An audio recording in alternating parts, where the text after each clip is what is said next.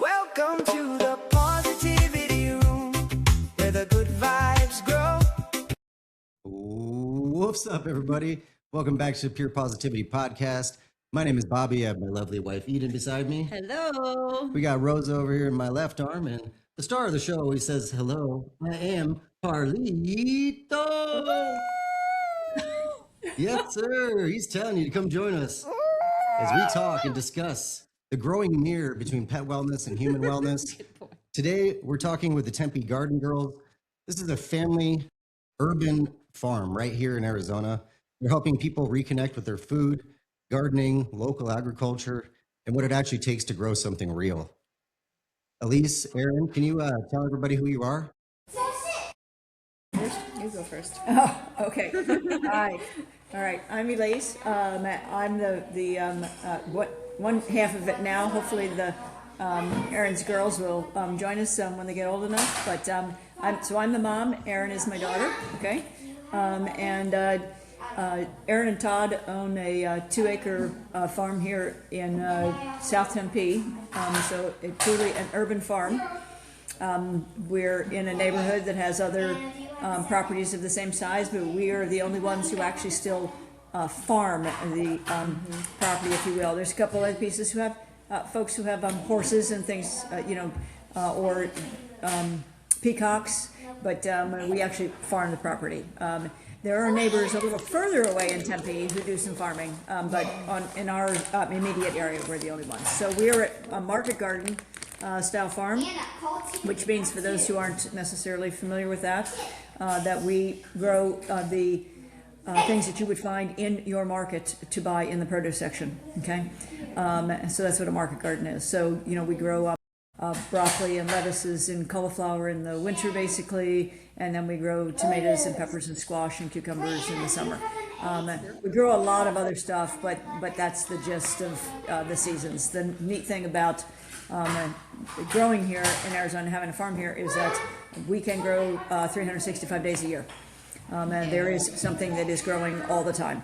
And it's a little warm in the summer doing that, but there are certain crops that actually like that heat, and so they're perfectly happy to be out there growing those. And that's actually what we're putting into the ground right now, are those crops that will grow over the summertime in that intense heat. So we got my background is largely agricultural, although not completely. I grew up in a ranch in Chandler, south of Chandler, which is under houses now. It's a housing community, but it was a cattle ranch, and I got a degree in animal science. I then went in the Air Force, though, and I spent a good portion of my life with my Air Force career. My husband and I did own a vineyard and a winery, though, in Oregon. So while I was in the Air Force, we got to I got to go back to my agricultural roots, if you will. And that's kind of where Erin cut her teeth, if you will, with the growing up as a young girl on the vineyard. And so she got she and her brothers got some exposure to what agriculture meant. They had 4-H animals and stuff like that, as well. So I'll kind of segue into that. I'll let Erin take over and give you her part, but that background is what then enabled her to make a decision, she and her husband, recently, that caused them to buy the farm, and I'll let her tell about that. Yeah, so I'm Erin, and I'm the daughter of the Tempe Garden Girls. I'm the middle generation, because we'll have the other girls joining us, and then my little guy here. But yeah, as Mom said, I grew up on the vineyard, and I did not actually enjoy the hard work of that. I got to do all the chores and get to help out with harvest days and raising animals, and I didn't appreciate what I had then. But as I got older and lived in suburbia and in the city, I realized that you gotta be able to raise your own food. And of all the rabbit holes that we all went down, I'm sure, during COVID and all of that, it just didn't open our eyes to how much you can control your food if you if you if you make the effort, and it's possible. And so we decided we wanted that for our kids. So we left our little third of an acre, very, very shaded, impossible to grow anything property up in Washington, and came down here to grow in the sun. And yeah, so mom kind of went over the market garden part of it, but the other part of what we do is we have quail, chickens, ducks, geese, and guineas. So we have like a bajillion birds on our property. Okay. Is that a scientific number? Yes. Scientific. Exactly. Yeah, that's what the count is in Excel. So it's just. That's great. But no, so we use the birds. We focus on regenerative and permaculture practices with our farm. So we don't use any kind of synthetic anything. That means synthetic fertilizers. We don't use pesticides. We don't use herbicides. Everything that is a problem, because every farmer has problems, we try and fix naturally. We try and fix with other systems. So our chickens are used for eggs, but they're also fertilizers, and they also will help us till the ground in after we've had beds of veggies. And then we have our quail. Our quail we got into because I learned that my kids would eat quail eggs, and it's a healthy, perfect little protein snack for them. And I thought that they were expensive. So I decided to do the more expensive thing and raise them myself. And then we said, well, but if we sell them, then they're free. I got to say, I like the way you think. just become the source yourself. Exactly. It's like, why would I buy it when I can grow it myself? Awesome. These guys love it. I'll tell you Yeah. that. One thing Yeah. for sure, there's definitely a connection between like what we're doing by having you guys on our show. Of course, we carry their quail eggs in our shop in Fountain Yeah. Hills, and these guys go crazy for the chicken hearts and the chicken livers. Yeah. Yeah. And the whole quail, is also really good for our fur babies as well. So Yeah. Exactly. Yeah, but I love that you're sharing that it's great for your kids and they like the option because of the full family aspect, and we believe in the children's diets and nutrition is just as important today as our pets, Yeah. and us, Yeah. So family oriented 100%. And I love that you do this such natural ways without pesticides and Yeah. all that. Huge. So Yes, yeah, so one of the corn-free, things- soy-free too and everything, right? From my understanding? Say that. Your birds are corn-free and soy-free, right? Yes. As well. Yes, Yeah. they're all fed an organic, corn-free, soy-free, really high-quality diet. So we get asked that question a lot in a twofold way sometimes. First of all, in general, folks will ask us what we feed them and whether, it's organic corn and or soy-free, that general question. But sometimes we get asked, and so if I could take a second to answer this, sometimes we get asked why we feed the animals a supplement at all, because they want to know if it's got grain in it, or is it grain free, and why do you feed them a supplement, and etc. So some of them are diving even deeper into that, and I have to explain to them, and unfortunately I've never had someone walk away happy after I've explained it, but it is what it is, because when they ask that question, they're looking for animals that are completely grain free. None of our animals can eat just what is on the ground. Okay, therein lies the problem. Yes, those chickens are out there scrounging bugs and scratching and eating whatever it is that they find. They'll trim the grass, but they're not really grass eaters. yeah. So there's not enough food, in other words, even though they are on pasture, and I have pictures to prove it. Okay, but, there is not enough food for them without a supplement. The same thing with the ducks, and the quail are in an aviary, so they have to have a supplement, if you will, food. So you can't do it without grain, unfortunately. And like I said, the people who ask me that are never happy with that answer. But the animals need to be fed, so we feed them the best thing that we can feed them. Yes, the chickens Well, get but the other kitchen part of scraps, that, but I think a lot of people get their information from social media, And there's nothing wrong with that. I have learned so much from people who are sharing information on social media. It's incredible the amount of ideas that people will put out there that we've used. But the difference is that they need to understand the difference between a ruminant, a cow. They can survive on grass, right? They don't need grains. Sheep don't need grains, and other animals don't need grains. Chickens do. Quail are actually considered granivores. They eat primarily grains, and so to deprive them of grains would be inhumane. So, and that's one of the things that people don't necessarily understand is the difference between the diet differences, even just between bird species. Our quail need a different diet than our chickens need, than our geese, than our ducks, and so we make sure that we've given them the quality premium diet that they require to thrive. And when we say different diet, it's different protein levels, different fat levels, things like that. So Slightly different nutrients, like ducks need more niacin than chickens. And so I mean, I don't think I'm not even going to try to pretend that I know what birds eat, nor do I want to say that, we've watched like Yellowstone, like they talk, like the ranchers, and like there's just like infinite glaciers to like the amounts of things that farms and ranches have to worry about, Yeah. Try to think about what you're feeding. It's you guys know what you're doing, and so I love that you're sharing it in a way that is transparent and to help people understand and educate them, because that's where it all starts. Yes, right. Yeah. So we spend. We're trying to get more onto our website that educates people, but we take our products to farmers markets, and that's where I get these questions. And so, and of course, that's where we met, you guys and us, and so we get a lot of questions at those markets, and that's why you bring your booth actually to the market, is basically to answer questions about how to feed your pets healthy.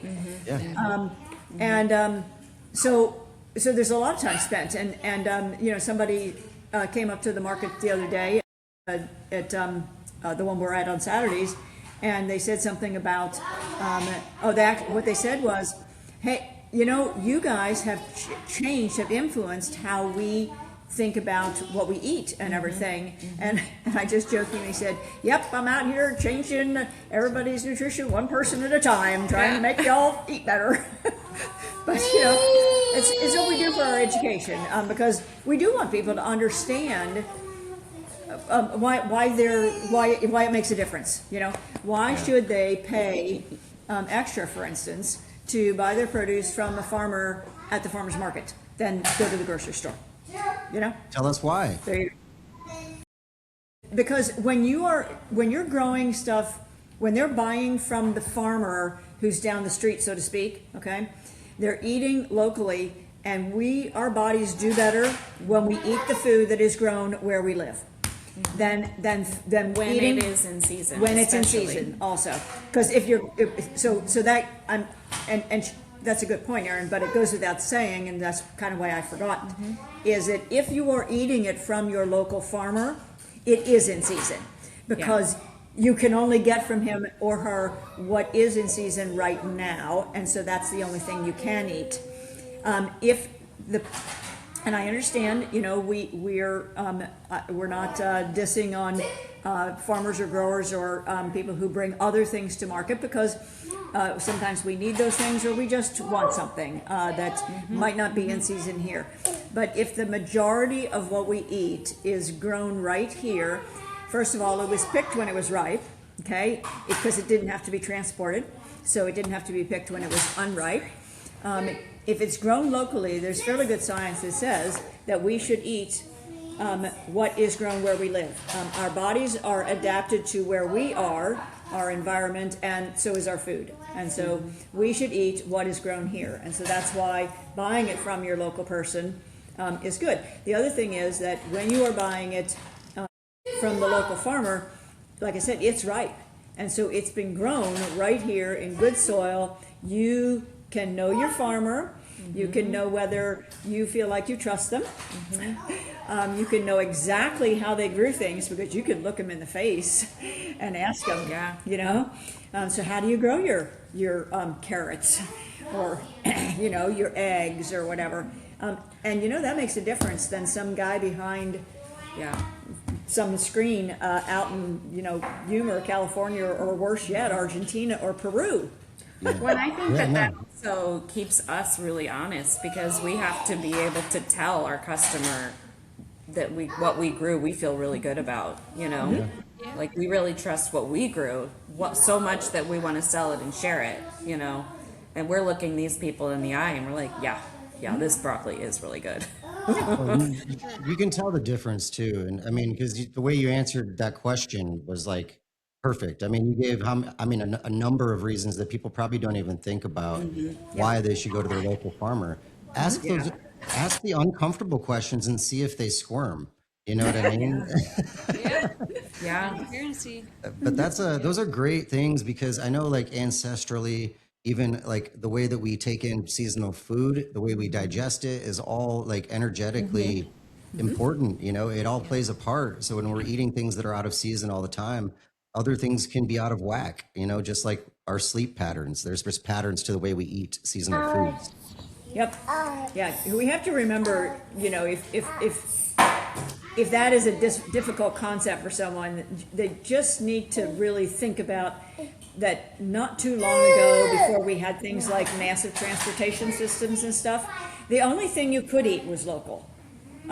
Yeah. It couldn't come from someplace far away, okay? And so you had to eat what was grown right now, what was grown by your neighbor down the street or whatever. And we were a lot better off and had a lot less of those, nasty diseases. Yeah. And we didn't have to have chemicals to spray on our crops to take care of bugs. The other downside, if you will, to eating local is that you do have to maybe give up eating, should we say, apples at sometimes a year or peaches at sometimes a year, because they're not available all the time if you're going to really eat local. Okay. That is true. And that is hard for some. This is an incredible thing that I think that you ladies can touch on for a lot of folks out there because they don't think that you can grow food in Arizona. I mean, historically, there always has been food grown here. So can you enlighten us a little bit? Yeah. So we obviously get that comment and or question a lot at the market. Things like, oh yeah, you can't grow anything here in the summer. And I just kind of then point to everything in the booth and tell them, this was all grown here and I harvested it yesterday. And they're going like, really? You have to. So that's it. We were talking a few minutes ago about having to understand feeds for animals. Okay, it's the same type of thing, if you will, that you have to understand what plants need, what will grow at what times of year, and then how to make that happen. We do use some things, some tools, if you will, some systems that make sure that we can grow things. Okay, you can't grow something in the summer, in other words, without some amount of water. Okay, more than in the winter. Okay. That said, not everything takes huge amounts of water just because it's summertime, because these crops are adapted to growing in the heat. Yeah. And so they don't necessarily take more water. In other words, we're not trying to grow something in the summer like broccoli, for instance, okay, and just pour more water on it in order to make it grow. That doesn't solve the problem. So just because we're growing something in the summer doesn't necessarily mean it needs more or massive amounts of water. It needs water, and you have to make sure that you give it to it at the right time. Okay. And the other thing that we do is some part of our garden is under shade cloth. Okay. So when the seed package or the plant label at the store, when you go to buy that one tomato plant at your local nursery, and it says requires 6 to 8 hours of full sun, that actually does not mean it wants 14 hours of Arizona sun. So we have to adapt those things. Okay, we don't grow varieties that require either more shade or more cool or less cool or whatever than aren't that isn't available. Okay, so yes, we have shade cloth. We make sure that we have irrigation systems, so we don't go out and hand water, okay? All of that's on a drip system, so we don't spray either. All of our irrigation is on a drip system, so that things get watered efficiently. We do a little sprinkling in order to keep the humidity level up for plants, but things are on a drip system. It's automated for the plant's health and our health, so that we don't kill our plants, and yet they get water at the right time, because they'll get watered in the middle of the night. That's the efficient way to water things, okay? A lot of the garden areas are shaded, not all of them. And we only grow, like I say, things that are appropriate for that particular season of the year. And so that takes, Erin was joking one day and she said, yeah, she says, I've got a PhD in gardening. And somebody whipped around and said, really? You have a PhD? She said it too seriously and they took her. It's like, no, not really, but it feels like it. I mean, there is like, there's a lot of things that they talk about, like 10,000 hours, you know, like, you know, you guys, I think that there's equivalent to what people, Right. you know, glorify as a PhD, but that's, you know, that's neither here nor there. You guys do this every day. And I think that you can hear it every time you talk. I mean, how complex and how sensitive these systems are, how much love you guys put into it. And the end product really, really shows. I know that. Great, thank It's you. pretty amazing. And when you talk about Arizona desert growing, though, what's like one thing that grows shockingly well in Arizona? Make cantaloupe? Cantaloupe. Okay. Really? Yeah. Yeah. It's a great It is one of the crops that is in now, and we'll put more of it in. We put it in as what's called a succession crop, and it grows in long gone here. From here, before 4th of July, it'll be too hot for it. But they even though they're a huge vine, they don't put on a lot of melons, and so you have to succession plant them. So you have melons at different times of the season, so they keep on growing another melon. And so that's one of the things. The other thing I would say is that there is a kind of green, there's a couple of them that will grow in the summertime. It's so we can have, if you will, local lettuce. It isn't truly lettuce, but it is something that one would use as a green to make a green salad. And that loves the heat also. It is barely just starting to grow right now because it loves the heat. It will grow all summer long, just vining like crazy. So we can actually bring greens to market in the summertime. That's great. I mean, you can pretty much cover all the bases with the desert. I mean, and then there's things that people don't even know about yet that we haven't even discovered from the desert. You know, we did a horseback ride, and this guy, he picked the fruit of the cholla, you know, and he literally like got the fruit and he got to the middle of it and let us taste it, and it's delicious. And it just is dangerous. Yeah. You got to get through that outside, Right. but Yeah.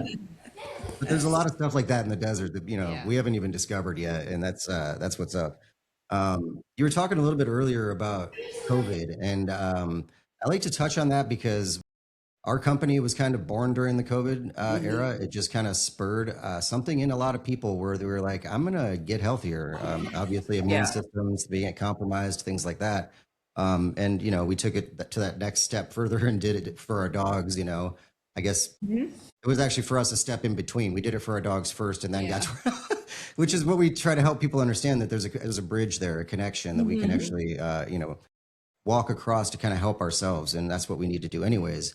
But I was curious what you guys think about this with COVID and the food system, because I feel like it kind of revealed some things about the food systems that are out there. What do you think that a lot of people still don't see?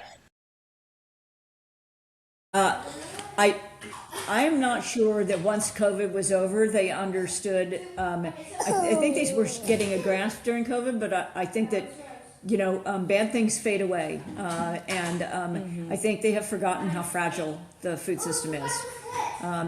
It is actually extremely fragile. When COVID showed that, you know, just exactly what was going to happen when all kinds of things shut down, when we were not able to transport the majority, virtually any of the food that had to come from someplace else. And we have some small farmers in the neighborhood who are friends, or in the valley here, who are friends of ours. And one of them said one time that we can, as small farmers, feed the valley. We can. There's just not enough of us.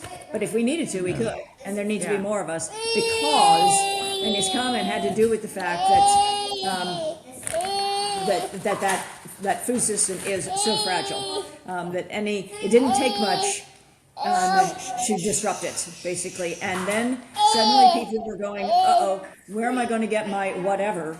And because there was nothing on the shelf, nothing was being brought in, truckers were being stopped, and even from Yuma, and that's in state, and they couldn't get the food here, and so our shelves were empty. I mean, you're absolutely right. That's a great point to touch on. I mean, I almost forgot about that, actually. It's funny how fast we forget, right? Like you said to start that. But yeah, Yeah. The bad things fade away. We Yeah. talk about that. the bad things fade away, and the people they panic buy. They panic bought, and then they just forgot what they were doing. And then you guys, what I was going to say is that you guys, instead of panic buying, you just started to grow it yourself. Yeah. Yeah. Which is what you were talking about earlier, and that's why I love that philosophy of just being like with the quails, when you're talking like, I'm going to do it the hardest way. I'm just going to learn how to just start having my own quails. I love that philosophy. Let's do it myself. So when Erin and Todd decided to move here, and so Erin was partly raised in Arizona, but her career and Todd's had taken them out of state for a while. But when they decided to move back, they bought this little farm because they were going to be sustainable as a family. Okay, and then they decided, well, if we can grow this for ourselves, and they realized, their neighbors weren't actually, even though all the neighbors are on property also, they weren't doing anything to grow things. So they're going like, well, we could feed the neighborhood too. And so we expanded the garden, and then we got it far enough and we started meeting other small farmers in the valley here. And we realized they're going to farmers markets and they're feeding even more people. And it's like, well, we could expand it even further and we could feed more people, and that's where the comment that I referred to from another small farmer, that if there's enough of us, we could feed the valley. There just need to be more of us. That's where we got that from, is, he's doing the same thing. And so, but it all started from them just wanting to be sustainable enough to feed their family. Yeah, that's awesome. I mean, when you talk about where you started, you guys, you talk about the soil a lot, right? Mm-hmm. So what is it that makes soil healthy? Even the soil that we have here in Arizona, a lot of people, that's one of the things that we get, you can't grow anything in this stuff, Actually, it's, if you just grow the right thing, okay, it'll grow, okay? But we do a lot of stuff. We take a lot of care of our soil. We don't do a lot of stuff. We take a lot of care of our soil. And so one of the things, our beds are all basically turned over approximately twice a year, because we grow 365. Nothing grows all year round, okay? We grow all year round, but no particular crop grows all year. And so the beds are turned over about twice a year. Every time the beds are turned over, we add compost to the beds, okay? We add an organic fertilizer depending on what came out of the bed and what is going into the bed, but generally we probably add an organic fertilizer and that fertilizer is supplemented by things like worm castings, and mycorrhiza and stuff, so that we're really feeding the soil. And over time, our soil, which has a lot of clay in it, which is fairly common in the valley, it's not all across the valley. There's all kinds of different soils, but many of the soils in the valley are fairly clayey. Our soil has the quantity of clay as a percentage has gone down, and we have more organic matter. That makes our crops healthier. It makes them better able to fight off, if you will, any of those pest issues and disease issues. that are going to come along whether we like it or not. And Erin referenced those earlier. So one of the ways that we combat that as organic growers is to, and we're not certified organic. Let me make sure that everybody understands that. We grow organically, using organic methods. In other words, we are not certified organic. That is too expensive a thing for a farm of our size. It's really very expensive. But we do use organic methods and permaculture principles as well. So everything that we do is our attempt, our way of making sure that we keep our plants as healthy as possible, so that they do not, so that they are able to weather. It's not dissimilar to us as humans. Okay, if we keep ourselves healthier, we are much less likely to succumb to some sort of a disease. Or even if we do, let's say you get the cold each year, it doesn't last as long as if you're an unhealthy person, okay? You get over that cold faster. You get over the flu if you happen to catch it faster, okay? It's the same thing with the plants. The healthier we keep the plant, the more likely it is that that plant is going to be able to just fight off whatever it is that's trying to bother it. The other thing that we do to grow things in an organic way is we have a lot of flowers in the garden. And I'm going to let Erin talk about those because although I grow them, she's the one who does all the research for them, and she makes them into bouquets too that we can take to the garden. Yeah, we read. I listened to a podcast that featured a woman who grows flowers in Virginia, but she wrote the book called Vegetables Love Flowers, Lisa Mason Ziegler. And she's got she's really big about education, and she likes to educate people. And at one point she said in her career she grew 10,000 cut flowers a week. She was selling those 10,000 a week on like an acre and a half. So she's market gardening with flowers, and so she has vegetables also. But she got into it because I think her husband was growing vegetables, and she was like, "Well, I want to grow flowers." And so she learned that the vegetables did better if you put in flowers, and it's not just a few marigolds here and there, or a few alyssums here and there. No, 30% of your garden should be flowers. Oh. And so we did the math on our little garden that we had that we're now expanding, but the one that we've had for the last few years, and we decided, okay, well, if we have this much, then about not quite a third, I think, not quite a third, then we can have enough, and it brings in the pollinators, and it brings in the good bugs, and it deters the bad bugs, and all of those things, and so we decided, well, why don't we turn those into cut flowers so that we can then sell the bouquets? So that's a whole other Industry. PhD that I've had to earn.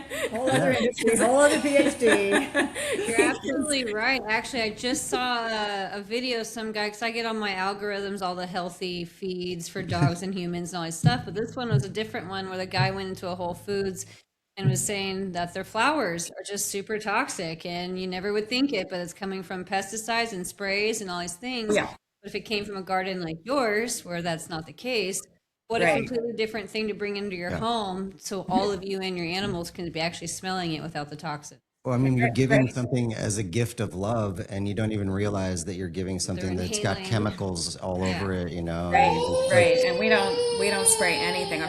We don't need to. Because they are flowers. I mean, they are already attracting all the good bugs, and they're already deterring the bad bugs. Like they don't.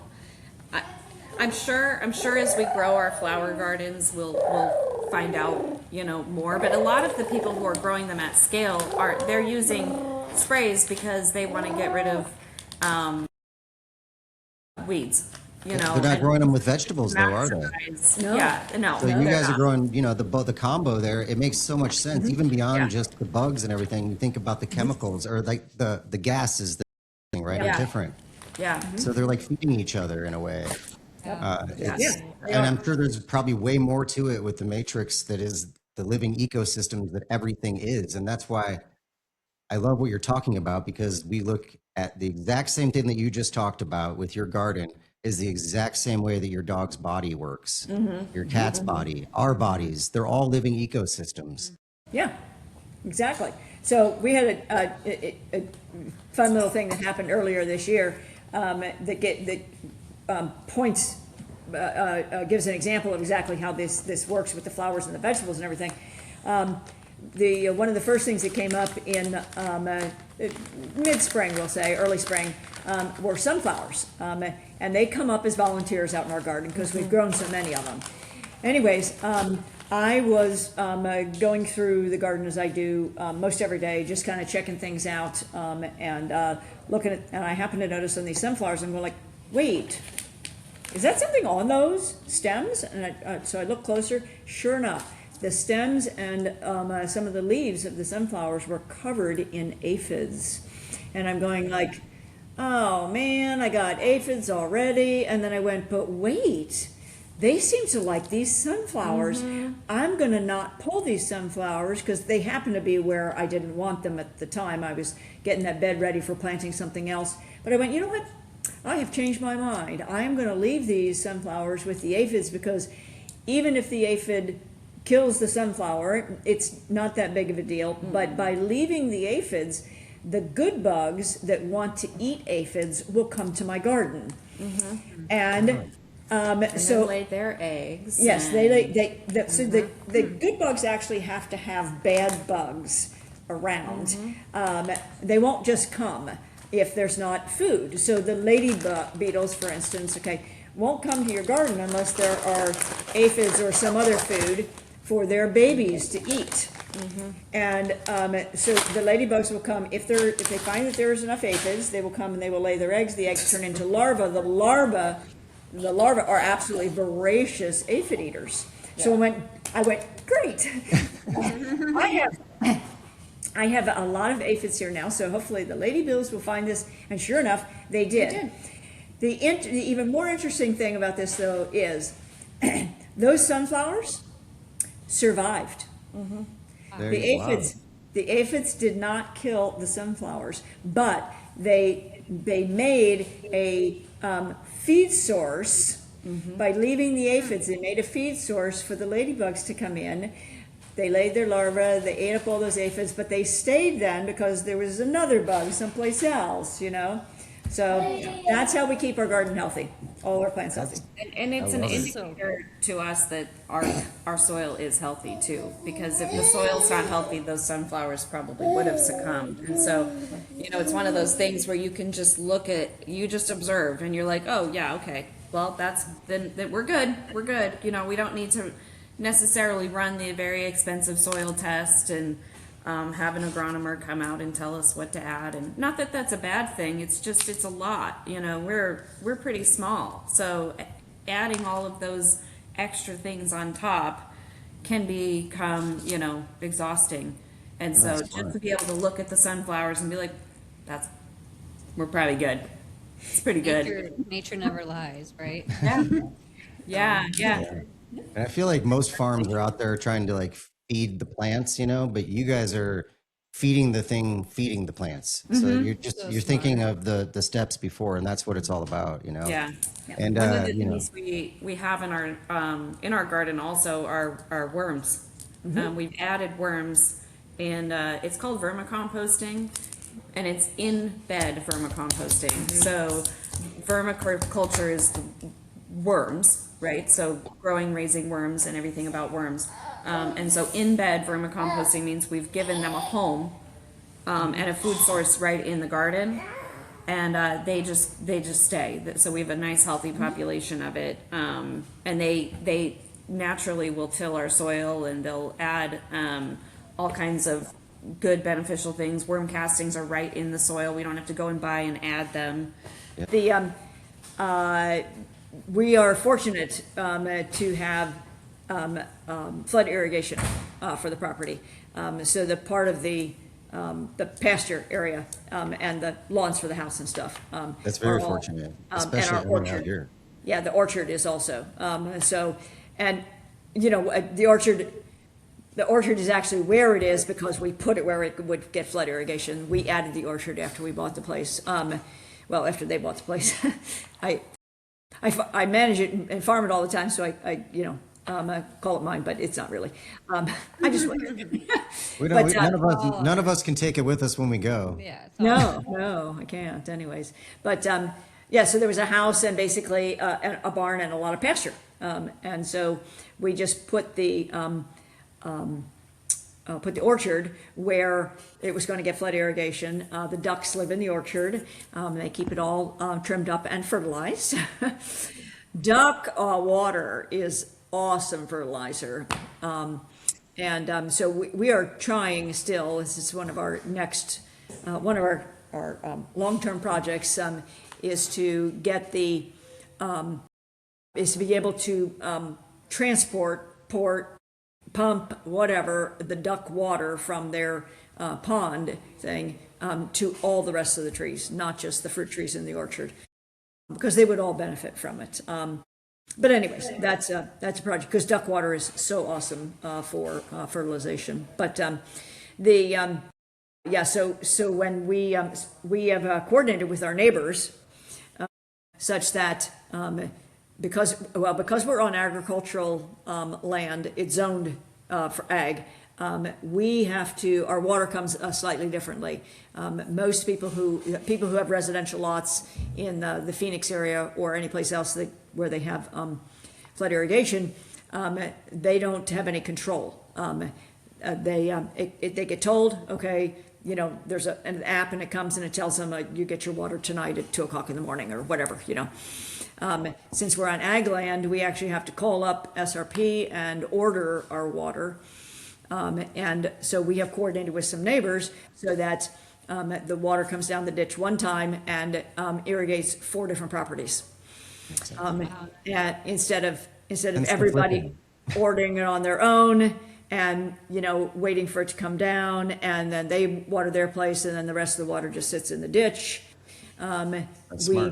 We have it come down the ditch one time. We water 4 properties that are all in a row, and saving water is, as much as we can. But anyways, so because of that, since we are in a line like that, we need to make sure we send the water to our neighbors when he's paying for it. I mean, that's really beautiful. Your neighbors. Just if we all could just start doing things just as simple as this, just like a little co-op almost right there in your community. You guys just working together, helping each other. It's hard enough to be a human being, just being a human being. So why do we have to make it harder on each other? I know. Yes. That's really beautiful. And I also, you're kind of you've talked about the ducks, you've talked about the chickens, and you've talked about the quails, and we have the vegetables. So how does everything kind of work together? Because I know that if you looked at farms, I guess like 100, 150 years ago, I think they all looked pretty much something like a resemblance to yours, where there was animals and vegetables and fruit, and it all kind of helps each other, right? It does, very much so. So the part of the expansion we're doing, we've started it, we had this going in a much smaller format. So we have what are called guilds on the property already, where we have the ducks and the orchard as a guild, and then there are other shade things and stuff in there. So we have fruit and ducks and fertilization all going on. The chickens are another guild where we have, again, shade trees out there that also produce fruit, which feeds the chickens. They fertilize the pasture. The pasture gives them protection. And then we added to both of those groups of animals, we added guard animals. So the guineas live with the chickens, and they alert the chickens if there is a danger of some kind, like a hawk flies overhead. The guineas make this awful noise. We hear it all the way in here. Even if you're in the house, you'll hear the guineas. But the chickens, the important thing is that the chickens hear it. And so they're part of that guild protecting the chickens. And out with the ducks, we have 2 geese. The geese happen to lay eggs in the spring, which is a benefit, but the geese protect the ducks from coyotes and things like that. Geese are freaking mean. Yes, thank goodness these geese are nice to us. If we get too close, they might hiss at us, but they haven't done anything. They haven't attacked or anything, but they do. They will hiss at you should see them chase the cats. If the cat gets in, Oh, yeah. But so what we've done, and we started doing, this is where we're going to increase expand what we've done, is we redesigned how we did the chicken pens. And we've designed them such that we will rotate them across the pasture in a way that they also are going to, they're going to be, their manure, if you will, okay, is going to be much more beneficial, and their scratching and things, to naturally till the soil is going to be much more beneficial to the rest of the growing space, if you will. And so, so we've quartered up the pasture area, and they're on one piece, and the piece that we currently have crop in maybe a month, somewhere between 3 and 4 weeks from now, the chickens will move from where they are right now onto where the crop is currently, because that crop will be done. Wow. They will then clean that crop area up, and they will fertilize it as they do that, and then we move the new crop that's going to be planted into the area that they just were. And so we have 3 areas that are going to be in crop, and then one the chickens are on, and then we just keep every quarter, we rotate where they are, and they take over, clean up that crop area, and we plant in a different area. So, so it's pretty, it's taken us 3 or 4 years to finally figure out how to actually make that system work. But, and we're not, it's not like we're the only people who do it. We didn't dream that up or whatever, but, every farmer has got a slightly different situation. Sure. They're, what they have available to them is different. Maybe they don't have flood irrigation, for instance, okay? Or maybe they can't get flood irrigation to part of where they are. Maybe their buildings are in a different place. Maybe they have other restrictions because of where their farm is. Who knows, But everybody's got slightly different situations, and so they have to do things just a little bit differently. And so it's not like this is not an idea that we came up with. We just had to figure out how to make it work. Sure, there's not like a one size fits all formula for farming and gardening. No, not at all. No. I can't even imagine. You guys have your hands full, and you really, I mean, like I said earlier, the product really shows that you've not only have you've gone through the whole, gamut of going through the failures and figuring it out, but you've come out the other end, and now you definitely have amazing products. So thank you. Fortunately, we believe that we do. We eat what we grow, but we get told that by regular customers who come back to the market to see us all the time, and that really makes us feel good that people want to come back and buy what we grow. Yeah. So, Well, I think that you guys you take the backyard chicken experiment to another level. So I mean, you took a hobby that you started and just went with it, and I mean, it's so beautiful what you guys have created. What's something that you would say like the backyard chicken owner is overlooking? Ooh, overlooking. I don't know. I've never thought of it that way. I mean, you were just talking about a few things that I was like, I bet you most of the people that we know that that have chickens don't do it like that. Well, I do think that that most people think it's a lot easier to grow chickens than it is. Sure.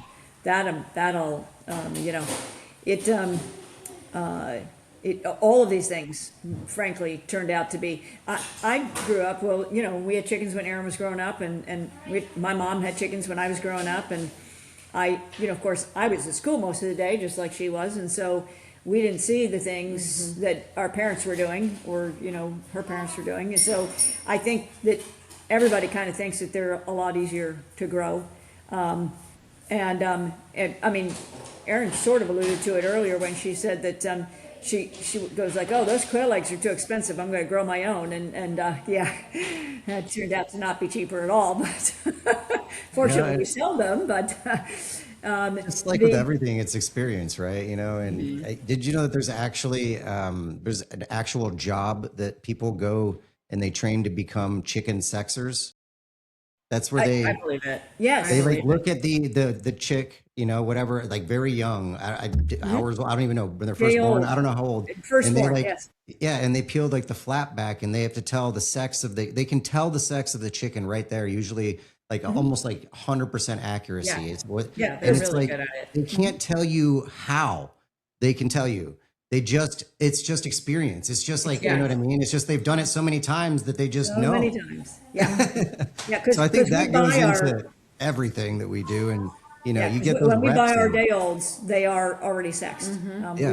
We buy hens as day olds, because we don't need to deal with the roosters. They would just have to be, processed and made into chicken soup. Oh, that's something else that we do. So in the, only in the winter, we did this, and that's where those hearts and livers that you mentioned earlier came from. We only do this in the winter. We, again, it started out, well, we're gonna grow some broilers for ourselves so that we'll grow enough so that we have chicken in the freezer for the year, and then we'll grow them again in the winter. And then we went, well, you know, as long as we're growing 50 of them or whatever, why don't we just grow, you know, 100 or 200, and we'll take those to market. Because there's no chicken meat at these markets, and so we decided to do it this past winter, and it was hands down, it was a success. Yeah. It was again work that we didn't realize we were going to have to do. We did as much research, and this is the thing: we don't do anything without researching these things. But you get into it. It sort of goes to the question you just asked. Well, what do you think that they might need to know that they don't know? There is nothing out there that you can do. I don't care how much research you do. You're going to find out that it's different or harder than what you thought it was going to be. And so, yep, we learned some things about the broilers that we didn't realize. But you know what? It was okay. I think that because I peruse a lot of the backyard chicken and the backyard gardener groups online, and because I've had a lot of babies and they nurse and they need to be fed, and that's what I do when I'm doing that. So I have time to sit there and scroll, if you will. But I would say that one of the things that a lot of people in Arizona specifically don't understand is that the birds don't have to die in the summer. Oh yeah. And a lot of people think that that's just what they do because they're not actually taking care of them properly. And they think, well, I grew up here and I've been doing this for blah, blah, blah, and I always lose my chickens every year. And it's like, well, they don't have to. They don't have to. You do have to figure out an environment for the birds to keep them healthy and thriving through the summer. You may not get as many eggs. That's okay. That's actually less stress on them. But our birds are out on pasture, and they're on pasture because it's a cooler environment. It keeps them cool. Not everybody has pasture. A lot of people will have their chickens in a coop, and that's all that they have access to. But there are things you can do even in a little tiny backyard coop, such as grow grapevines up over them, grow loofah around them. Those will naturally shade and keep your birds cooler. We put mister fans, we give them electrolytes, we give them we just give them a cool area, like a mud puddle is very good because that's how they cool themselves, is through their feet. And there's a lot of good advice on the internet too. Usually when I see somebody say, well, yeah, your birds are just gonna die, it's too hot here. There's usually a few people who are like, no, that's not accurate. And that I think is something that needs to be stressed more. The birds can thrive here, and they absolutely do not need to be stressed to death. And if you aren't going to do the research and the work that it requires to get them cool enough, then don't do it. Right. Yeah. Because it's not fair to the bird. It's not fair to the bird. It's very, very unfair, and it's not humane, and that's not what we're here to do. We're here to be good stewards and take care of the land, take care of the animals. And if we're going to have them raising and being food for us, or just helping with our soil or whatever it is that we're doing, then we need to treat them as fairly and as well as we would treat our kids, and ourselves. We have to treat them, and maybe even better, because they completely depend on us. I And mean, that's something I think people that some people just think, like just like they think you can't grow a tomato in Arizona. Well, you can grow tomatoes. You just have to do it with the right environment. So yeah. yeah, I love Very that aligned. you, yeah, and I love that you just said all that because I didn't even know that people just let their birds die just because they think that that's normal. So you opened my eyes to that. That's I don't need this. Do I have to say that's kind of crazy? it's wild. I don't know. Maybe that's Wild. judgy of me, but that seem wild. I guess is yeah. Wild. It's yeah. Sure. It's like saying that these animals don't have any feelings at all. They don't feel pain or something. I don't know. I think Yeah. that's just a very interesting perspective. Well. And I Yeah. didn't know that. So yeah, thanks for sharing that. Yeah, and I love also that you're talking about because a lot of people will stop at like we got to treat them better. But what I love about what you said is because we resonate with this very strongly that maybe we should treat them better. Because honestly, like when you start thinking about what they're doing for us, it's pretty important. Yeah. And what we Yep. put in our body is pretty important. You only get Yeah. out what you put in, and when you think about what you guys are doing with the soil, you're feeding the soil to feed the plants. That's what you feed the food because the food goes in us just the same Yeah. way. Uh, it's just I love that you're thinking about it that way. It really is beautiful because beyond that, like when you really are just treating things with kindness and with love and respect, then it all comes back in full circle. So Yeah. yeah, Yeah, it does. Because if we, yeah, whether it's the plants or the broilers, for instance, when we raise them in the wintertime, I don't want to eat any of that stuff myself unless I've raised it properly. And so if I think that I've put junk into their food, or not taking care of that animal, then that's going to show, and I don't want to eat that either. Yeah. And I certainly don't want to ask someone to buy it and eat it, man, ask to pay for it in order to get it and then eat it. So that's terrible. And just like with pets, I know that not everybody, and you probably just cry when you see this or hear this, but when we've taken on a pet or these animals that we have, and we've got some cats and dogs too, but even all those chickens and quail, all those things, when you take those on, that's a responsibility. And if you don't want to go to the effort to take care of them, feed them right, and do whatever it is that is necessary to take care of them, I think you shouldn't be doing it. Yeah. yeah, Just like with your animals. If you don't want to take care of that animal, that dog or kitty, then you should not be a pet owner. yeah. I love what you guys are doing over there. You guys are you guys going to be doing any markets coming up, or you want to tell anybody out there where to find y'all? Yeah, so we are at, all summer long, we're at the Uptown Market, which is at Bethany and Central in Phoenix. So we met you guys at the Fountain Hills Market, and a few of those customers, since that market doesn't run during the summer, have come to see us at Uptown.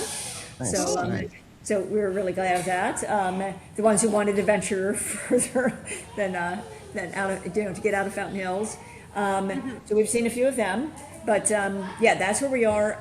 We are, I think, no, Agritopia is done for the summer too. Agritopia right? is done. Yeah, it runs once not during the summer either. We're hopefully going to be at the Heritage District Market in Gilbert, but probably not for a couple of months yet. Yeah. But every Saturday we are 7 to 11. We are at the Uptown Market at Bethany Home and Central. Right on.